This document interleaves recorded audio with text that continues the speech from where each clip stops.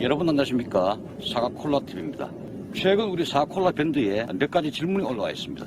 질문에 대해서 답변 드리는 시간을 갖도록 하겠습니다.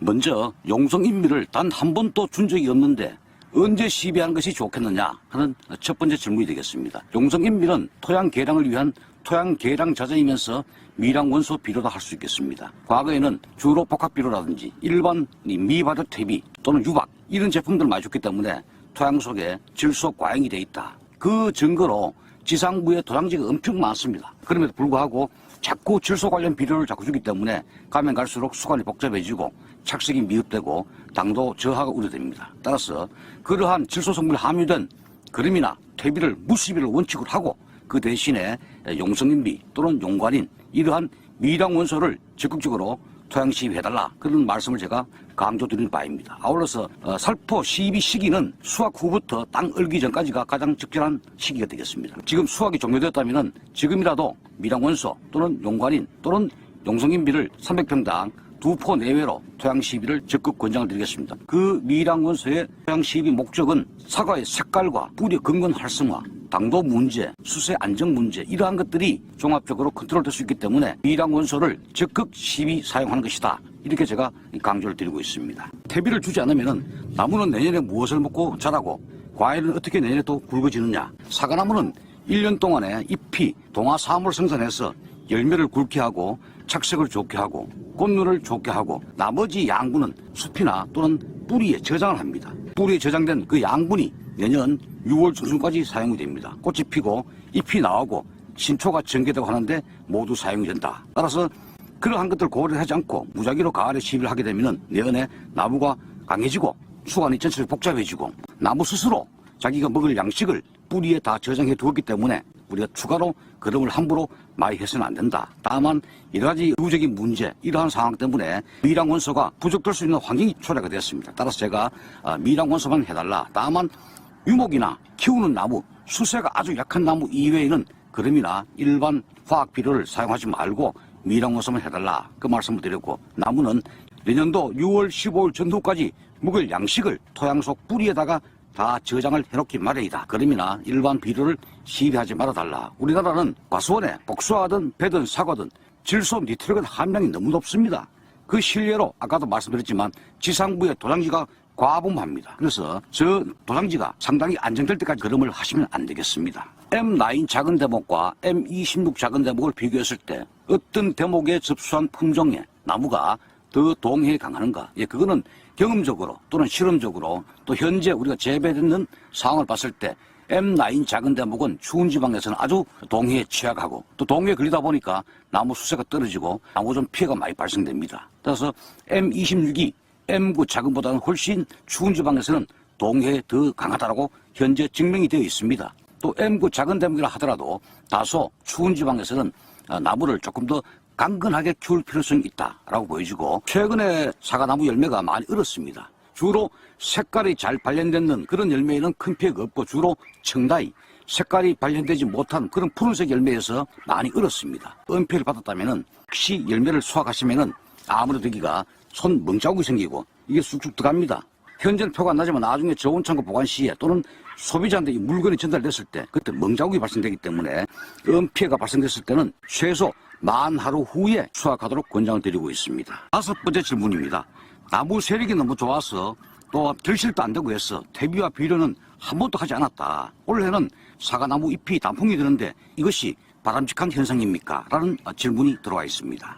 사과나무는 수확 무렵이나 수확 이후에 노랗게 잎이 황화, 낙엽되는 현상이 가장 이상적인 현상이다라고 저는 판단하고 있습니다. 이 잎이 새파랗게 붙어 있으면은 질소 성분이 너무 많고 계속 활동을 하기 때문에 저장양분 수가 적어질 수가 있습니다. 따라서 수확기가 되면은 또 수확 종료 후가 되면 잎이 노랗게 낙엽병으로 해서 더 이상 활동을 하지 못하고 나무는 겨울잠에 들어갈 준비를 하고 있습니다. 잎이 11월 중순 이후 11월 말 12월 초에도 새파랗게 붙어 있다면은 잎이 쓸데없는 광합성 활동을 해서 에너지 소비를 많이 하게 됩니다. 또한 잎이 노랗게 단풍이 들어야만이 적정한 수세와 적정한 저장 양분을 만들어낼 수 있는 자기 역할을 다 수행했다 이렇게 판단되고, 실례로 그러한 황화 현상이 자연스럽게 왔는 그 나무에 보면은 확실히 꽃눈도 좋고 나무 수채 안정도 오고 열매 당도와 색깔도 상당히 이쁘게 발현된다는 것이 하나의 실예가 되겠습니다. 따라서 수확 후에 적정 시기가 됐을 때 노랗게 황화 현상이 왔을 때가 사과나무에 있어서는 가장 이상적인 수채 관리다 이렇게 판단이 되고 있습니다. 다만 문제가 되는 것은 잎이 노랗게 떨어지니까 세력이 갑자기 약해진 거 아닌가 싶어서 그름을 주는 경우가 있습니다. 거기에서 바로 미스 판단 오인이 옵니다. 그때를 참으셔야 됩니다. 나무가 드디어 수채 안정화가 오고 있는 상황인데 그걸 나무 수세가 약했다라고 오인해서 또 그름을 과시비하는 경우가 상당히 많습니다. 미량 원수만 주시고 일반 탭이나 일반 비료는 시비하지 않도록 권장을 드리고 있습니다. 원래 사용하다가 남은 수분용 사과 꽃가루는 보관해놓으면 내내 사용할 수 있겠느냐? 이게 됩니다. 금년도 이 사용하다 남은 꽃가루는 반드시 냉장고 제일 위에 냉동실에다가 보관하셔야 됩니다. 그러면은 내년 봄에 다시 꺼내가지고 숙성저와 1:3 정도 또는 1:2 정도로 이 꽃가루 발화 이 상황이 처음에 사용할 때보다는 다소 못합니다. 한 70% 60% 정도 안 되기 때문에 숙성자와 1:2로 사용하시길 권장드리고 반드시 냉동실에다 보관하셔야 됩니다. 현재 사과나무에 응애 밀도가 높고 또 사과나무 잎이 사실 많은데 기계율을 살포해도 응애 효과가 있느냐 그런 질문이 7번째 들어와 있습니다. 예, 됩니다. 지금이라도 물론 지금 현재 응애가 심한 집은 특히 복숭아 같은 경우는 복숭아가 봉지가 노랗게 달려 있습니다. 그 안에 사과 응애가 엄청나게 많이 산란되어 있습니다. 겨울나기 위해서 그쪽에 많이 밀집이 되어 있습니다. 또한 사과 같은 경우는 유인끈이나 또는 겨드랑이 이쪽 부분에 응애가 상당히 많고 이 점박이 응애는 토양 속에 월동을 하죠. 풀이나 이런 데에 월동을 합니다. 그래서 우리가 사과 응애라도 밀도를 줄이기 위해서는 여러분들이 지금이라도 물 500리터 기준 기계유제 반통을 여셔가지고 특별 방지를 하시면은 상당히 응애 전체의 겨울 월동 밀도를 현저히 줄일 수가 있겠습니다. 지금 살포할 수 있는 여력이 되신다면은 지금이라도 응애가 많다면은 기계유제 살포를 제가 적극 권장을 드리겠습니다. 현재 후지 착색이 잘 발현되지 않는 이유는 무엇입니까? 이유가 많죠. 수채 내의 질소 함량이 높다. 잎이 푸르다. 결과적으로 잎이 푸르기 때문에 엽록소가 파괴되지 못했습니다. 그 말은 질소 니트로겐이 너무 높다. 또한 수세가 너무 강하다.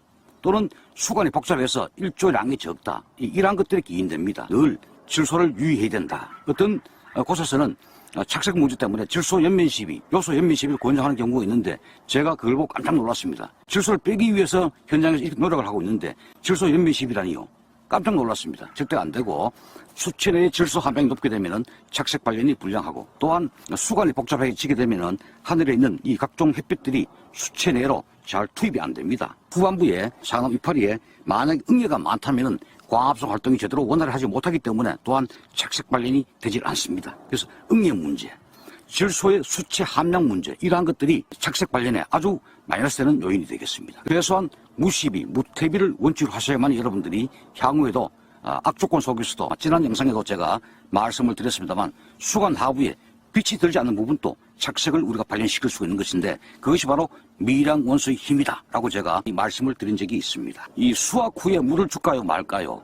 관수를 할까요 말까요? 라는 그런 질의사항이 있습니다. 15년 20년 넘은 성목 30년 40년 넘은 고령목은 근권 분포수가 엄청 크기 때문에 토양 속에 있는 양서부를 빨아당기는 힘이 강합니다. 그래서 관수를 할 필요성이 없다 이렇게 말씀드리고, 그러나 반대로 M구 작은 대목 5년 이하 4년 이하, 3년 이하 이런 나무들은 이 작은 대목이다 보니까 여러분들이 뿌리를 확인해 보시면은 근권 분포 양이 너무 작습니다.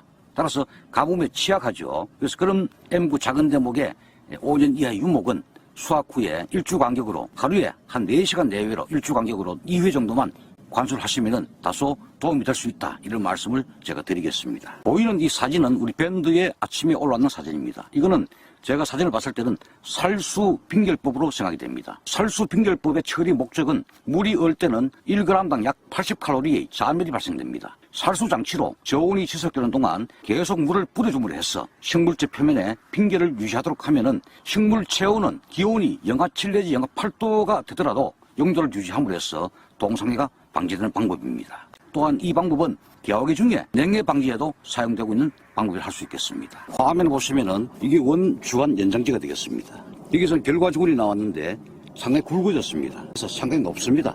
여기서 보시면은 상당히 높은 위치에 있습니다. 물론 끈으로 잡아 당겨서 수평 상향 맞출 수도 있고 아니면 너무 높다. 그럴 경우 여러분들이 이거를 주간 연장기 대체제로 사용하시고 이걸 제거해도 됩니다. 물론 이 유인하면 됩니다. 일예입니다. 그럴 경우에는 가장 물줄기가 올곧게 뻗은 이걸 두고 여러분들이 제거를 하셔야 되겠습니다. 그래서 이렇게 제거하면은 물길이 그대로 흐릅니다.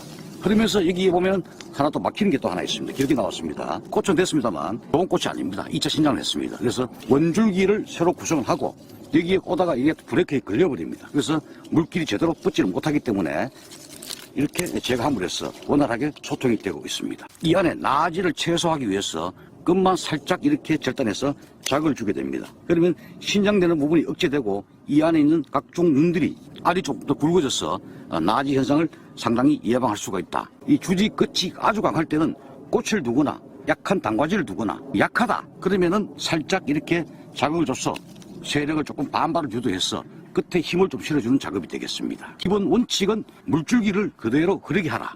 최근 약 일주일간 우리 사과콜라 밴드에 올라온 주요 지리산에 대해서 답변 드리는 시간을 가져봤습니다. 여러분 감사합니다. 사과콜라 TV였습니다.